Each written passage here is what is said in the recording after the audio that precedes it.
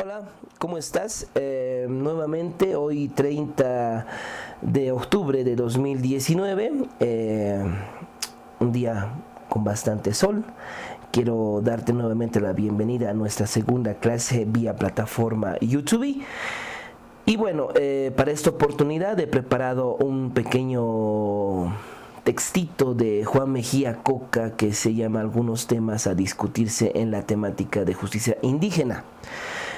Obviamente, como seguimos en nuestra materia, esto va de la mano de lo que antes habíamos hablado sobre pluralismo jurídico con Alfredo Sánchez Castañeda y mucho más antes con la señora Irigoyen Fajardo, ¿no?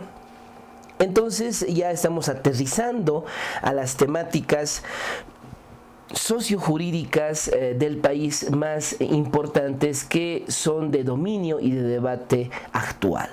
Ok, comencemos de una sola vez.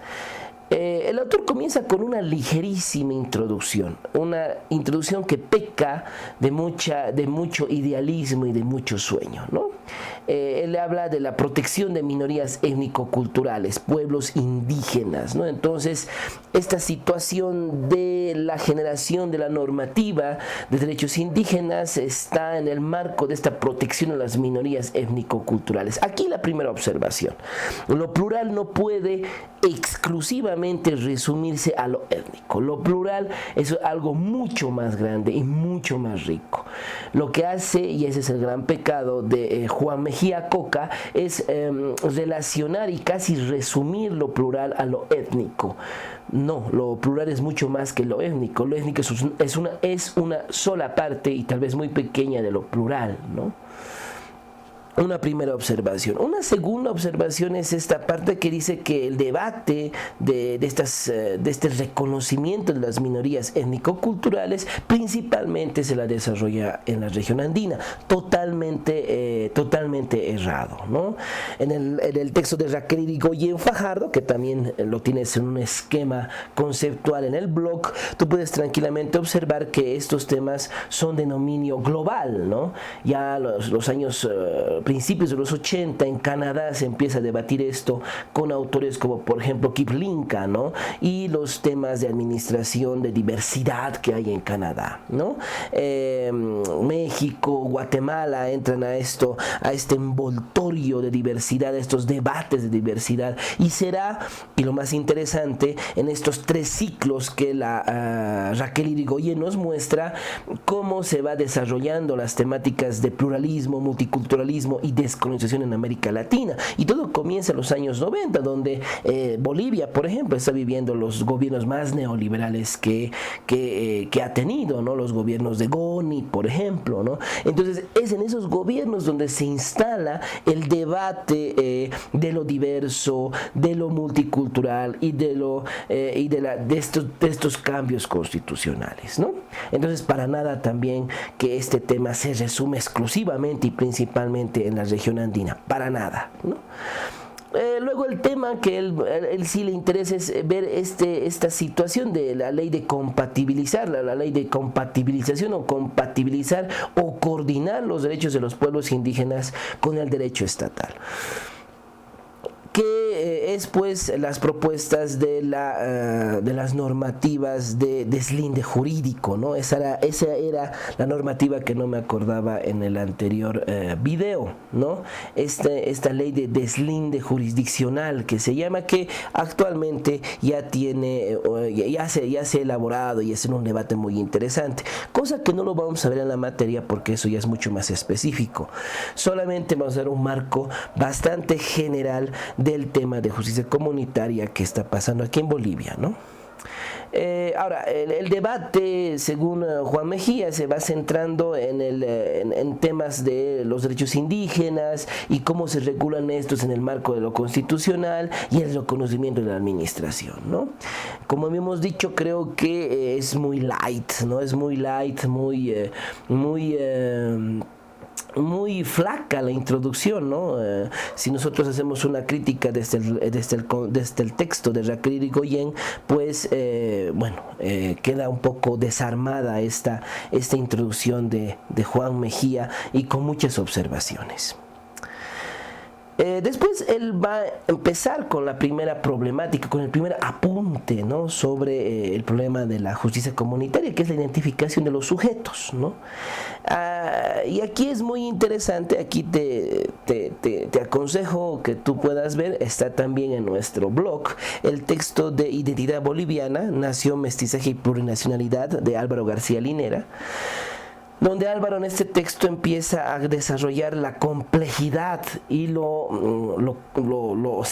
solamente complejo, sino lo abigarrado que es el tema de la identidad en Bolivia. Y no solamente en Bolivia, en el mundo, ¿no?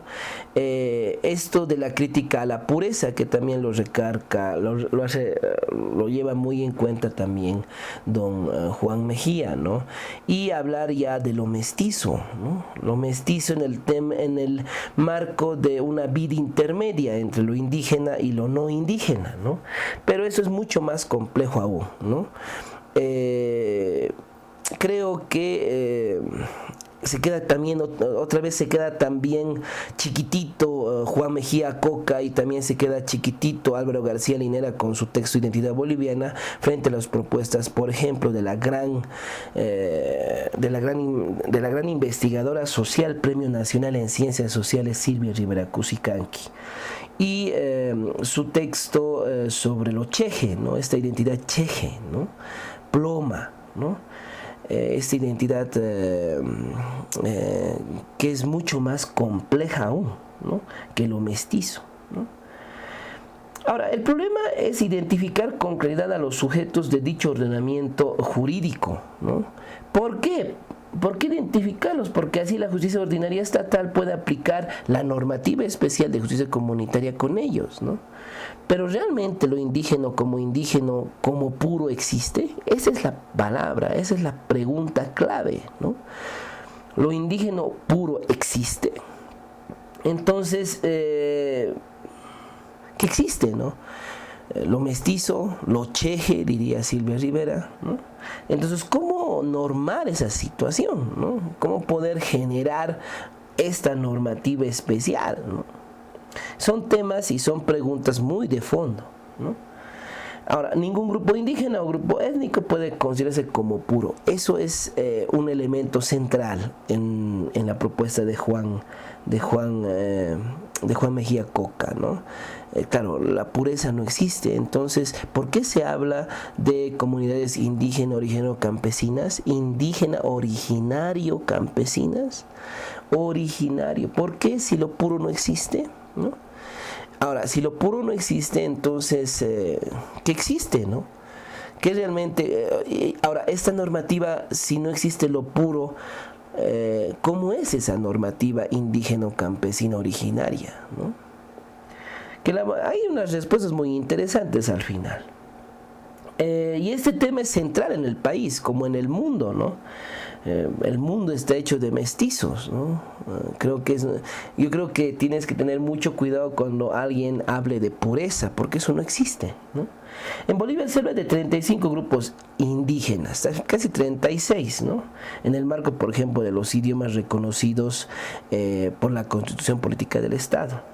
Estamos hablando de entre 4.5 a 5.8 millones de indígenas, es decir, un 55, un 70% se autodefine como indígena. Pero ahí está otra vez el tema, lo que dice también Juan Mejía Coca, o sea, se autodefine, no son puros, son mestizos, que asumen tener una identidad indígena originaria campesina, ¿no?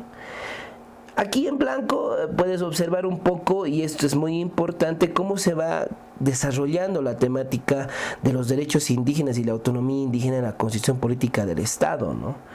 Desde el artículo 2, luego el capítulo cuarto de derechos de las naciones y pueblos indígenas originarios campesinos, artículos 32 al 30 al 32, luego jurisdicción indígena originaria campesina del artículo 190 al 192, luego ahí puedes encontrar la propuesta de deslinde jurisdiccional, es decir, la normativa que va a determinar qué es o qué va a atender la justicia comunitaria y qué va a atender la justicia ordinaria. Y por último, el capítulo séptimo de autonomía indígena originaria campesina del artículo 189 al 296. Bueno, esta es la otra problemática: individuo y comunidad en los derechos indígenas. Ahora, el derecho indígena o la justicia comunitaria originaria ¿es individualista o es comunitarista? Para la Constitución Política del Estado, en el artículo 30, numeral primero, es muy claro, donde indica: es nación y pueblo indígena originario campesino toda colectividad humana que comparte identidad cultural, idioma, tradición histórica, instituciones, territorio y cosmovisión. Es decir, está tomando al pueblo, a la nación indígena originaria campesina como una colectividad, es decir, como una comunidad, ¿no? Entonces, el derecho indígena comunitario puede ser visto dentro del marco del comunitarismo. Pero aquí surgen muchas dudas, muchas preguntas que también Juan Mejía Coca se las hace. ¿Y qué pasa con los indígenas migrantes en las ciudades, ¿no? Más aún, tú puedes revisar las estadísticas de los últimos años, hay una gran migración interna del campo a la ciudad, ¿no? Entonces, si es así, con esos datos estadísticos, más estas preguntas, o sea, ¿para qué necesitamos una justicia comunitaria originaria? ¿No? Porque la gente está entrando a los procesos de mesticización, pongámosle así, mucho más rápidos, ¿no? Y está dejando el campo, ¿no? Entonces, bueno, son preguntas que te las dejo para que las reflexiones, porque tal vez estemos apostando a algo que, que ya no tiene un futuro. La gente está dejando el campo para irse a las ciudades, ¿no? Vamos al otro tema: compatibilización normativa. He aquí el tema central, digamos, ¿no? El reconocimiento normativo de la justicia comunitaria debe ser en el marco de que la justicia ordinaria estatal delimite su accionar, de esa manera lograr cierta armonía entre sistemas jurídicos. Ahora, aquí la Constitución es clara. El artículo 191, numeral 2, indica: esta jurisdicción conoce los asuntos indígenas originarios campesinos de conformidad a lo establecido en la ley de deslinde jurisdiccional. Esa ley de deslinde jurisdiccional es la ley central para determinar lo que debe conocer la justicia comunitaria y lo que debe conocer la justicia ordinaria. Así claro, ¿no? Hay avances sobre eso, actualmente hay avances. Como te decía al principio, nosotros no vamos a entrar a ese debate porque ya es algo mucho más específico, algo que tal vez tú, si te animas a hacer una investigación, puedes tomarlo, puedes analizarlo y puedes ver cómo se está generando esta temática, ¿no? Nosotros quedamos aquí porque es nuestra visión genérica de la problemática que el país está enfrentando, ¿ok? Bueno, seguimos. El otro tema: derecho indígena versus derechos fundamentales. Aquí es importante porque el capítulo séptimo, que hace referencia en la Constitución Política del Estado a la autonomía indígena originaria campesina, en el artículo 289 al 296 queda muy claro que el Estado boliviano otorga autonomía a los pueblos indígenas. El límite de la aplicación de su normativa es el respeto a los derechos fundamentales. Esto es central para entender, ¿no? El límite de aplicación de la justicia comunitaria es el respeto a los derechos fundamentales. Por ejemplo, ¿cuál derecho fundamental? El derecho a la vida, ¿no? Ahora, aquí arranco una crítica que podría hacerle Alfredo Sánchez Castaneda a Juan Mejía Coca. que estamos frente a estos problemas que también Alfredo Sánchez Castaneda nos indica, y tú puedes revisar el anterior video. Ese es el problema de la compatibilidad, ¿no? O sea, hay compatibilidad entre estos dos sistemas jurídicos, entre estos dos órdenes jurídicos. Ahora, ¿qué elementos compatibilizan? ¿Qué elementos chocan? ¿Cómo podemos llegar a una armonía, ¿no? Que obviamente no es algo que solamente está en la problemática boliviana, está en la problemática de los países que han asumido aceptar una diversidad y un pluralismo jurídico en el marco constitucional. Estoy hablando de México, Guatemala y obviamente Bolivia, ¿no? Vamos al siguiente, instituciones indígenas y nacionales. Nuevamente entramos a la problemática, y aquí nuevamente utilizo a Alfredo Sánchez Castaneda, a la problemática de la compatibilización, ¿no? O sea, ¿qué instituciones pueden encontrarse entre estos dos sistemas jurídicos y dialogar? ¿Qué instituciones chocan, ¿no? Ahora, ¿esas instituciones son puras? Esto también es otro elemento, esto del origen, ¿te acuerdas? Que es en el anterior video de Alfredo Sánchez Castaneda, ¿no? ¿Son puras? ¿Son mestizas? ¿No? Claro, o sea, para poder, o sea, es un cúmulo de problemáticas que debemos nosotros analizarlas desde este punto de vista y desde esta carga problemática, ¿no? Habrá ahora una pregunta central: ¿habrá compatibilización? Vamos con el tema de la discriminación, que es uno de los temas centrales de la Constitución Política actual. El artículo 9, numeral 1, dice: construir una sociedad justa y armoniosa, cimentada en la descolonización, sin discriminación ni explotación, con plena justicia social, para consolidar las identidades plurinacionales. Aquí te has debido dar cuenta de la ley de discriminación y toda esta, digamos, esta batería normativa que el actual gobierno ha generado. Aquí es importante también revisar el artículo 14, numeral 1 y 2, que, como te había dicho, va a sancionar toda forma de discriminación, ¿no? Pero, ¿cuál es el procedimiento, ¿no? Ahora, aquí también es un tema de investigación, o sea, ¿cómo se está haciendo? ¿Qué se ha hecho? ¿Qué no se ha hecho? Ahora, ¿qué se considera discriminación, ¿no? Es una palabra que está de moda, ¿no? Y al estar de moda, según lo que dice Silvia Rivera Cusicanqui, puede ser una palabra vacía, o sea, se habla mucho y no se conoce nada de ella, ¿no? Discriminación, ¿no? Continuamos. Para terminar esto, y que creo que es el tema central, la interlegalidad, que yo rescato como concepto central de la propuesta o del texto pequeño de Juan Mejía Coca, ¿no? La interlegalidad obviamente surge de este pluralismo jurídico, de estos diferentes sistemas, órdenes jurídicos que van funcionando al mismo tiempo y van generando interlegalidad. ¿Qué es esa interlegalidad?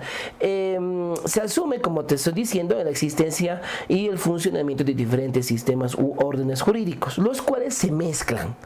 Claro, se mezclan por la fuerza de la práctica de la población. O sea, hablar de justicia comunitaria no es hablar de justicia originaria realmente, ¿no? En mi tesis de investigación para la licenciatura de Derecho yo había desarrollado el tema de justicia comunitaria y me había dado cuenta, cuando hago la investigación con Raimes Puracas en Norpotosí, que sus instrumentos legales y que todo su sistema jurídico que utilizaban en este caso para resolver sus conflictos de tierra eran mecanismos mezclados, es decir, tenían mecanismos estatales, tenían mecanismos sindicales, tenían mecanismos de la República, o sea, era todo un cúmulo de ejercicios, de prácticas y de herramientas jurídicas que se iban como almacenando en el transcurso de la historia. Entonces, donde lo originario, bueno, quedaba en algún lugar, ¿no? Quedaba en algún lugar, pero lo que sí se podía observar era que era un cúmulo de instrumentos, de prácticas, de conceptos, o sea, un universo de elementos jurídicos recolectados a través de las mismas prácticas de la comunidad, ¿no?